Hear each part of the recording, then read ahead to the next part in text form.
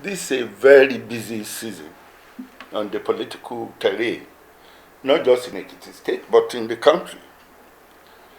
So how is your party faring in the face of the activities?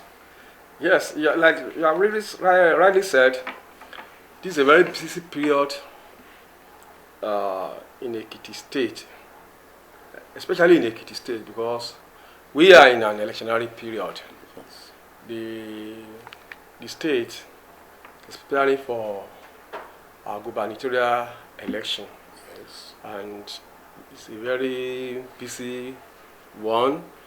The party is fully prepared for the election, so we are busy preparing for the election, preparing for many other things, for our campaigns. Yes. We are busy and preparing for marketing and showcasing our candidates to the electorate. Thank you. Having said that, can we take a look at the circumstances surrounding the primary election for the governorship race? The circumstances, there's nothing peculiar about the circumstances or about the primary election. The primary election is just like any other election. It's a contest where we had 17 aspirants jostling for one single position. All the aspirants felt that they were qualified to be the candidate or the flag bearer of the party in the gubernatorial election. And the party sat down and decided that at least only one person will be chosen to represent us, and the party in its wisdom had picked somebody that the majority of the delegates felt that is the only one that is capable of representing them at the gubernatorial election. So we have picked one, and majority of the aspirants agreed with us that we have made the right decision. Oh, yes, I can say that too. But you have laid the ground to convince us, the viewers, that there was actually a controversy. You have only said it does not really affect the activity or the event in that circumstance. Is that what we are saying? Controversy is part of an electoral contest. Okay. Because this, in politics, people tend to agree and disagree on many issues. So we have many points of views. That's the joy of democracy. So we cannot all agree on the same issue. So when we disagree, then we come together to agree again on that issue. We iron out. There are bound to be disagreements. So people call it crisis. Well, it's not. You can call it crisis, but there is what we call crisis resolution. So when you have an election, when you have a contest, anywhere in the world, there are bound to be disagreement and there are bound to be controversy, and that controversy will be resolved. A critical fallout, yes, of the primaries was the recently announced defection of Chief Segun Oni, a one-time governor of the state, yes, on the platform of PDP, who also came second in the primary election you just referred to. yes. His defection, how does the party take it, or how does it affect the chances of the party? Yes, the defection is something that we had long expected. Chief Segun Oni, I don't want to call him a very bad loser, but he has always exhibited that trait. You may remember that there was a time Chief Segun Oni left PDP for ADC. He later came back to PDP, and that was when he was awarded the gubernatorial ticket of the party. Because I used the word awarded because he contested the primary and lost the primary. I think he came third. But some powerful elements within the party at the national level decided to give it to him. and I don't want to use the word imposed, but it was given the ticket in a contest where he came third, and after leaving the place, I think in a very controversial manner, the opponent went to court. They said he didn't win the election, and eventually we lost to the APC. It was then later that Governor Raphael Adeyanju still came back to come and win the governorship for us in our party. But let me tell something. They are powerful to everybody. Chief Segun Oni never contested against Dr. Raphael Adeyanju. It was after Dr. Raphael Adeyanju had won that election that Chief Segun Oni said he could not work with him, and he left the party to work against the party. And thank God the party defeated Chief Segun Oni and his new party. And when he got to his new party, that is APC. APC, yeah. But he felt that he was the only one who should be the governor of the state. Chief Segun Oni felt that he was the only one qualified to rule the state. But the other party felt otherwise. They didn't give him the ticket. So Segun Oni felt that the best option for him is to come back to his old party, the party he had worked against. And mind you, Segun Oni came back to our party barely a year to our primary election. So before he came, people had been struggling for the soul of the party, for the structure of the party, for the control of the delegate. Chief Segun Oni had no delegate to control. He had no structure to control, and he felt he could win the election. The elections are not won that way. And if Chief Segun Oni had behaved like a good sportsman, he came second. That was a very good showing. That was a very good outing. So he should have stayed within the party to negotiate for another position within the party. He should have stayed to work for the progress and the success of the party. The party he had destroyed, and the party that others have brought together for the interest of everybody. So Chief Segun Oni actually came to come and pick the ticket of the party. So if we had given him the ticket, what would he expect from others? If they are ready to behave the way he behaved, are you telling me that there will be somebody to vote for him in the general election? So Chief Segun Oni felt that he should be the candidate and nothing else. That nobody can be anything in the party apart from him. So when you are asking if it will affect the outcome of the general election, I want to tell you that it will not. Because Chief Segun Oni had once left the party to work against the opposition, and we defeated them. So we are still ready to defeat him now, with his whatever party he had gone to. I don't know. And let me tell you something. People felt that Chief Segun Oni's defection will affect the party because they felt that he will bring or he will go along with so many of our members. I want to disagree with you.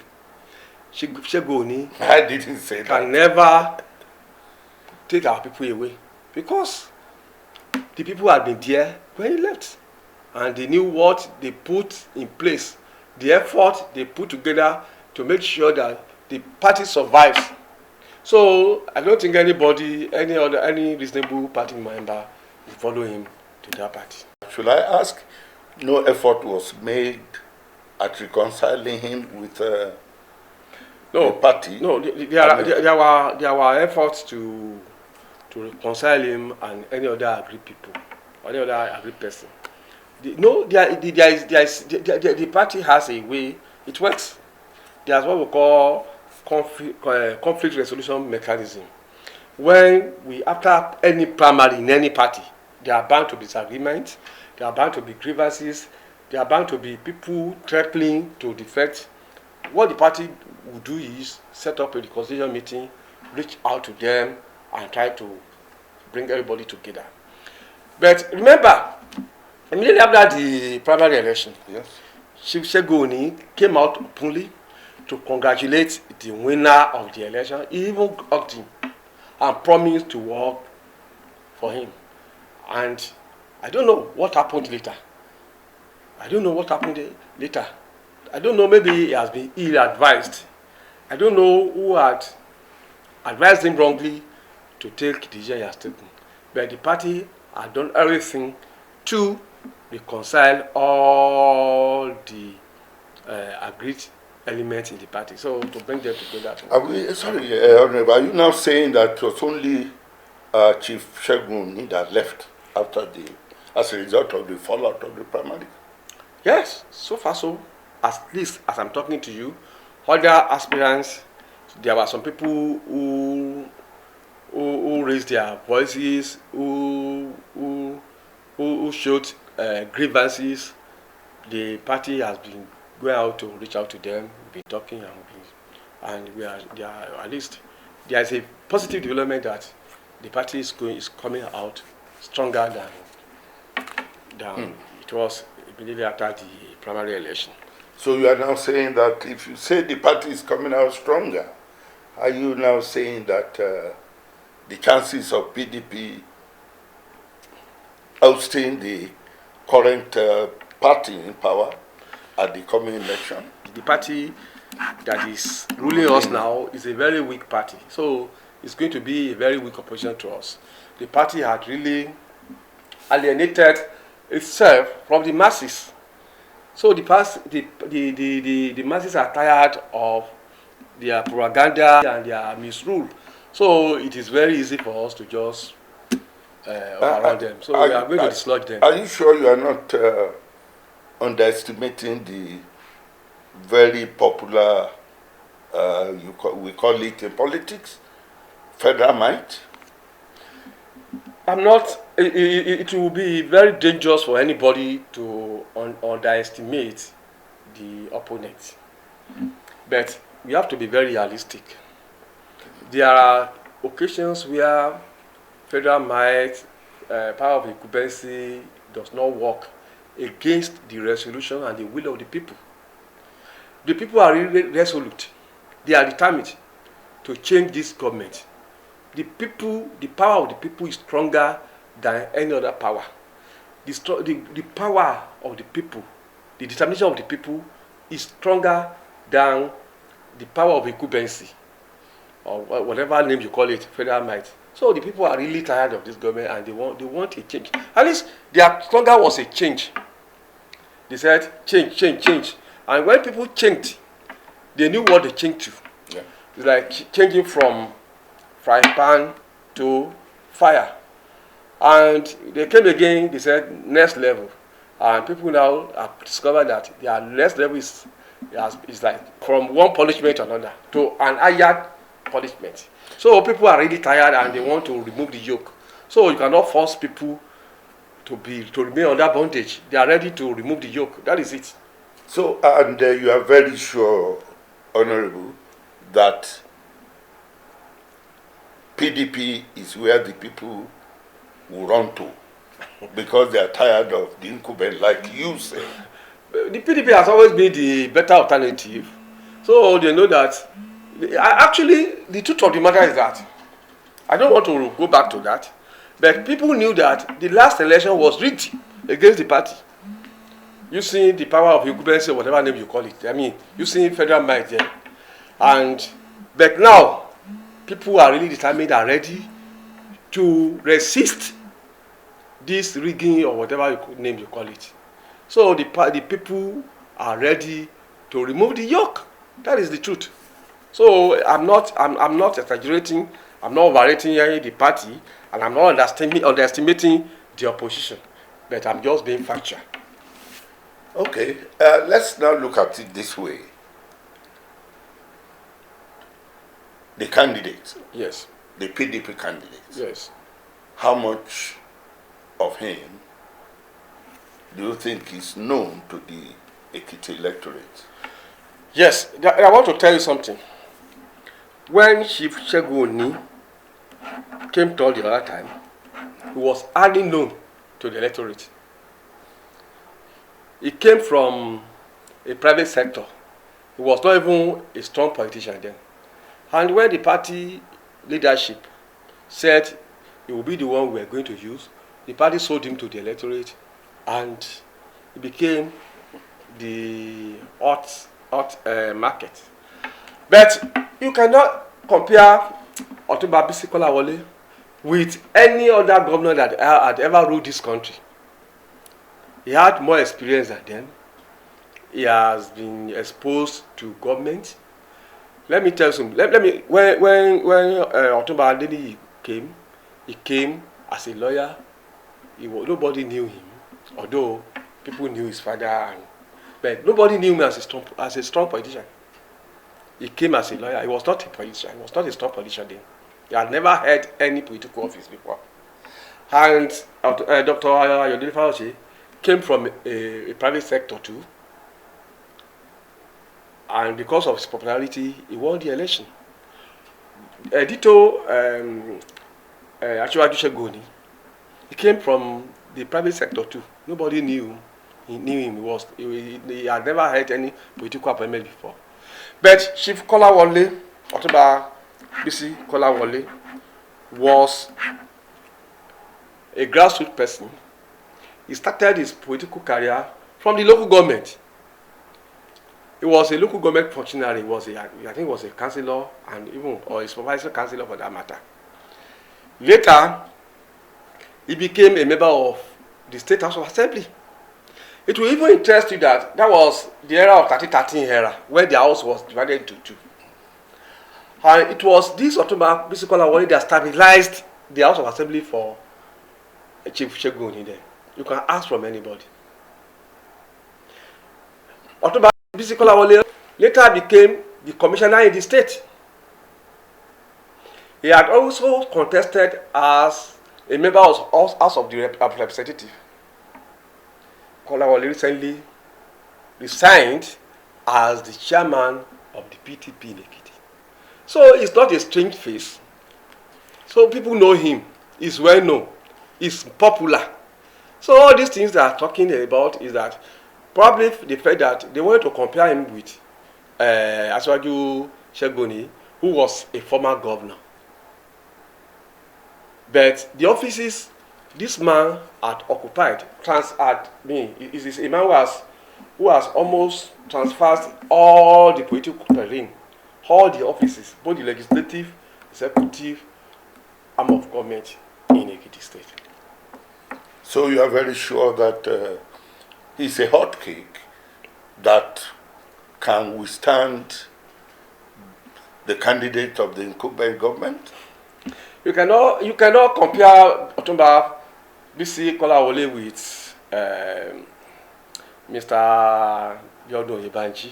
Candidate of the APC is an unknown entity. It's not well known to the people.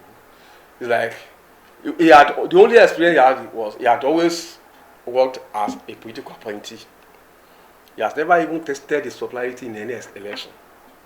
So you can't compare him with somebody who had that intimidating criteria like Otunba Bisi Kolawole. Well, I just feel we would be wrong if we pigeonhole the chances or the opportunities that the Ekiti electorate has to just two parties. Are there no possibilities of surprises out there? Because one is seeing a number of posters of other candidates from other parties. Are we now saying it's either PDP or APC? Since we started this republic, we have been having people contesting under mushroom parties. I call them mushroom parties. The reality on ground is that in Ekiti State, we have just two major parties. It is either APC or PDP. That's just the truth. No, the reason so why any other party are just there to make the number. This is why I brought that aspect out is even from your own narrative. Yes. You said people had come from the dark to win. unknown people had come out to win. So can we now underestimate the possibility? Can we overlook the possibility I said, an underdog winning again? I said unknown people.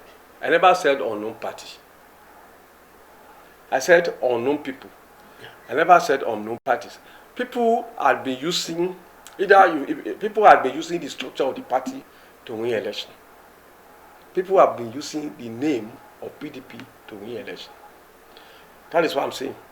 So if Segun Oni knew that it was that popular, he would not come to PDP in the first instance. He felt that it was only PDP that could give him the opportunity to go back to the State House. That was where he came. So if he felt that, I believe that was the interpretation you are giving it. Did he say so? If he felt that he could use an unknown party to win an election, he would have started immediately. He left APC. So we have had many people who felt that they were popular as candidates who had gone to parties, Labour Party, ABGA, or whatever name you call it, but they have discovered that it was the party that could win the election for them, not any other something. So any unknown party in Ekiti, they are just there to make the number. They cannot pull any surprises. The people know the party that is in government that they want to reject, and the party, the better alternative that they want, that will be able to rescue power from the incumbent party. So what you are saying now is that after at the election, at the coming election, Yes. if the people, the electorate, say they don't want APC, then it means it's PDP they want. Is that what we are saying? That's just the obvious reality. That's just the reality on ground. People will reject APC and accept PDP because they knew that PDP is beyond personality. PDP is like, it has become an institution. It is a system. It is a system. You know, here in this part of the world, people seldom use system. They believe in personality, and that's why we have been having problems in this country. But when you put system in place, that whoever comes to government will follow, then things will work. In a PDP, there are some things, there are some guidelines, there are some rules and regulations guiding the behavior and the operation of government controlled by PDP. The party, if you are a PDP person, you are expected to deliver on the promises you give to the electorate. The PDP will ensure that you perform, that you don't live on rhetoric, you don't live on propaganda, you don't thrive on propaganda, on rhetoric, on fulfilled promises. That is what PDP is known for. Look at all the structures, all the facilities in Ekiti today. These are the facilities, these are the structures erected by PDP. Look at the overhead bridge. Look at all these beautiful structures, all these massive projects in Ekiti. They were the ones constructed by the PDP. So the people are yearning for the return of the party. So automatically, they want the party to dislodge this inept party that is controlling Ekiti now. Okay, so I want to believe that what you have profiled in terms of PDP being ruled and controlled by system is in Ekiti. Because PDP was defeated at the national level in the 2015 election. So what happens to system, to the process you refer to? That's why I asked if your reference in that profile should be limited to Ekiti. Yes. Because the party that was defeated at the federal level was also a PDP party. Yeah, I'll tell you what happened. PDP lost that election because of internal wrangling at the federal level. Let's be sincere with ourselves. Chief Obasanjo was a very strong factor in the party then, and many other powerful elements that ganged up against the then president of the country, Goodluck Jonathan. It wasn't as if the people rejected the party, but there were some powerful elements that really worked against the interests of the party. And the masses had little control over that development then. But now, and the slogan there was, the people felt a change. They were looking for a change. The government had been in power for the past 16 years. So they felt that, oh, let us have a taste of another party. And, well, you go to the street now, people are now regretting it. People are now, have now seen that change as something like a curse. Once beaten, twice shy. Nobody will tell the electorate that they made a terrible mistake in the last election that brought in General Buhari. So, and the outfall of that is that at the state level, the party will suffer the consequences of the terrible mistake that the present federal government is making. What is that new thing that we want the Ekiti electorates to know about the PDP that they should be looking out to take over their government? There are so many things, very, very, I don't want to use the word things. There are so many good things that the people are expecting from the PDP. They knew PDP to be a performing government. They knew PDP to be a government that will make promises and keep them. They knew PDP to be a party that believed in sanctity of life. They knew PDP to be a party that is really concerned about the security of lives and property of the Ekiti people. They knew the party to be a party that's always been concerned about the welfare of the people. And they knew the party to be a party that keep promises and never fail. So these are the things that the party is known for, and that is the party. That is what the people are expecting. That is what the electorate are expecting. So that is what I want you to know. And you are very certain that your opinion will ride with the people, with the electorate. Ekiti is a very enlightened community. Almost every adult in Ekiti is an educated person. Every adult in Ekiti is an enlightened person. Every adult Ekiti knows what he wants and what he does not want. So it's a matter of just trying to tell them with all sincerity what you have for them, and or what you have done for them in the past. Then they follow you. Okay. Thank you very much, Honorable Raphael Adeyanju. Thank you very much. We'll meet there. Do I take it to be so? We shall surely meet there. Thank you very much. God bless. I wish your party the best of luck. Thank you very much. And I'm sure you will encourage your members to let us have a peaceful, non-violent election. The party has always been a non-violent party. We just want to implore them or employ the security agents to just make sure that there is adequate security for the electorate and even for the party people during the campaigns and during the election. Thank you very much. God bless you. Well, viewers, we've been having a chat with Honorable Raphael Adeyanju, the Publicity Secretary of the People's Democratic Party in Ekiti State, telling us what the party has in the offing for the electorate come the next governorship election in the state. people of the fountain.